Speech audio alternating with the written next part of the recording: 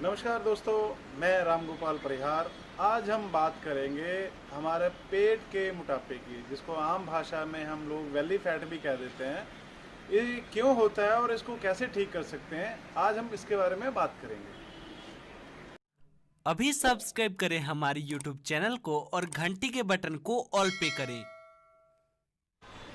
आज हम बात कर रहे हैं कि हमारा जो बेली फैट है, बेली फैट क्यों बढ़ता है और इसके क्या क्या कारण है कि सारी चीज़ें करने के बाद भी हम लोग इस बेली फैट को कम नहीं कर पाते हैं। तो अगर हमें इसके कारण पता होंगे तो हम इस चीज़ को खुद भी फाइट कर पाएंगे, और अगर वो फाइट नहीं हो पा रहा तो हमें पता होगा कि हमारा शरीर जो है वो किस वजह से ये बेली फैट जो है वो जमा कर रहा है।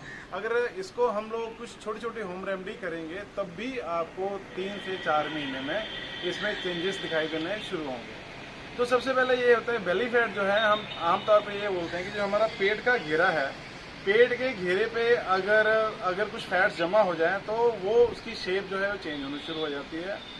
जो फैट है ये हमारी बॉडी में होना बहुत ज़रूरी है, खास तौर पे हमारी कमर और इसके पीछे वाला हिस्सा, क्योंकि हमारी रीढ़ की हड्डी को सपोर्ट देने के लिए फैट ही काम करता है। ताकि हम अगर ज़्यादा देर खड़े होकर काम देखते हैं या कुछ भी हम एक्टिविटी करते हैं तो हमारी रीढ़ की हड्डी के ऊपर वेट कम आए, इसलिए इसका फ़ायदा भी बहुत है।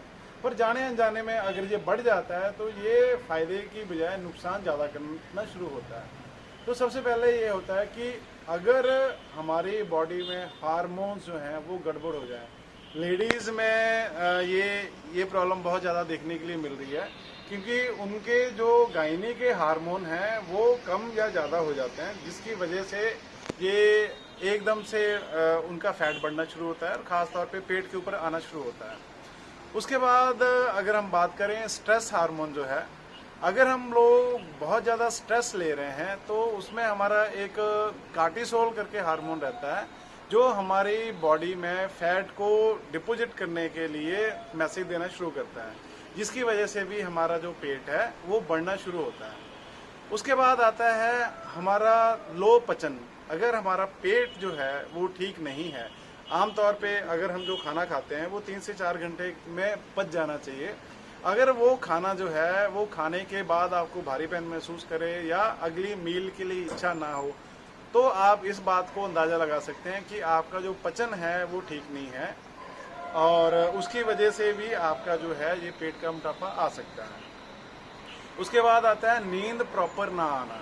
अगर आपकी नींद जो है वो बार बार डिस्टर्ब होती है या आप लेट नाइट सोते हैं, उसकी वजह से भी ये आपका जो बेली फैट जो है बढ़ सकता है। उसके बाद है अल्कोहल। अल्कोहल पीना जो है सब लोग बोलते हैं कि अल्कोहल पीने से लीवर खराब होता है और बाकी सब चीज़ें आती हैं, पर लॉन्ग टाइम अल्कोहल पीने से आपका जो पेट है आपका पेट बढ़ना शुरू हो जाएगा और कुछ भी करने के बाद वो पेट वापस नहीं आता। जिन लोगों ने अल्कोहल ली है, अल्कोहल की वजह से लीवर जो है उसका काम जो है डिस्टर्ब होता है, और जो आपके एडिपोज टिश्यू जो होते हैं हमारे पेट के ऊपर, अगर उसके अंदर फैट घुस जाए तो वो बाहर निकालना जो है बहुत बहुत ज़्यादा मुश्किल पड़ता है। उसके बाद आता है जी जो हम लोग मीठा जूस पीते हैं, जिस भी जूस में या जिसमें चीनी की मात्रा ज़्यादा है, वो चाहे जूस है, चाहे फ्रूट है, चाहे आपका पैकेट बंद है या चीनी से बनी हुई चीज़ें हैं, अगर आपको चीनी और चीनी से बनी हुई चीज़ें ज़्यादा खाने की आदत है, उसकी वजह से भी आपका बेली फैट बढ़ सकता है। और लास्ट में है आपका पैकेट बंद खाना, जिसको प्रोसेस फूड भी बोलते हैं। जो पैकेट बंद खाना रहता है, अगर हमें उसको खाने की आदत है तो भी आपका ये मोटापा बढ़ सकता है।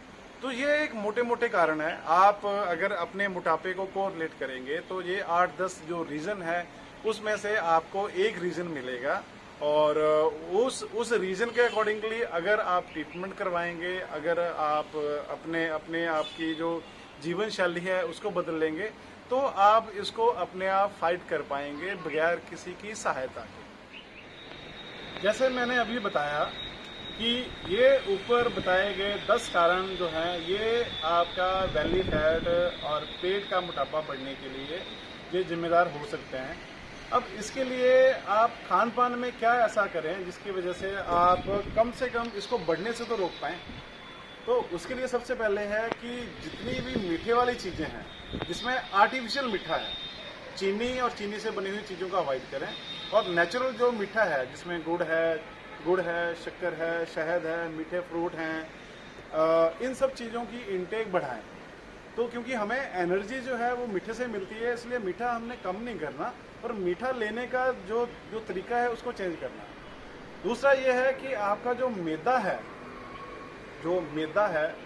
वो उसको आप जितना कम लेंगे, जो मैदे से बने हुए प्रोडक्ट हैं आपका पिज़्ज़ा है, बर्गर है, आपका वाइट ब्रेड है, ब्राउन ब्रेड है, और जो बेकरी प्रोडक्ट हैं, इन सब चीज़ों को अवॉइड करें, क्योंकि ये जाने अनजाने आपकी जो लार्ज इंटेस्टाइन है और स्मॉल इंटेस्टाइन जो है, ये इसमें अब्जॉर्बेशन को जो है वो आपका स्लो करते हैं, जिसकी वजह से आपका जो फालतू चीज़ें आपकी बॉडी में डिपॉजिटेड होने का जो प्रोसेस है वो बढ़ जाता है। उसके बाद जो आपका नाश्ता हमेशा हैवी होना चाहिए। उसमें दलिया हो सकता है, उसमें ओट्स हो सकते हैं, हाई प्रोटीन हो सकता है, और फाइबर जो है वो आपकी इसमें रूटीन लाइफ में होना चाहिए। फाइबर में जो भी छिलकेदार चीज़ें, वो चाहे फ्रूट है, आपकी सब्जी है, जिसमें भी आपको लगता है कि इसमें छिलकेदार हैं, तो जैसे ये ओट्स है, ओट्स में छिलका है। जो हम लोग सैलड खाते हैं, सैलड जो है इसमें हैवी फाइबर रहता है। हरी पत्तेदार सब्जियां हैं जिनको हम लोग डीप फ्राई करके ना लें, उसको स्टीम कर सकते हैं, उसको कच्चा खाया जा सकता है।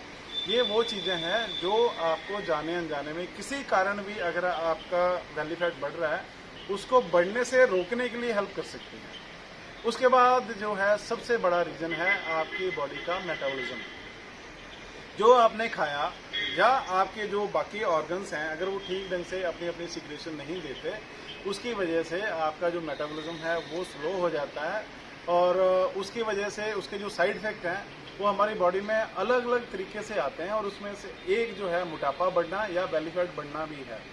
तो आपकी रूटीन लाइफ में कुछ ना करो, कम से कम आधे घंटे का चलना जो है, जहाँ हम पैदल जा सकते हैं, जहाँ सैर कर सकते हैं, या जहाँ हम लोग कुछ ना कुछ फिजिकल एक्टिविटी करके पसीना निकाल सकते हैं।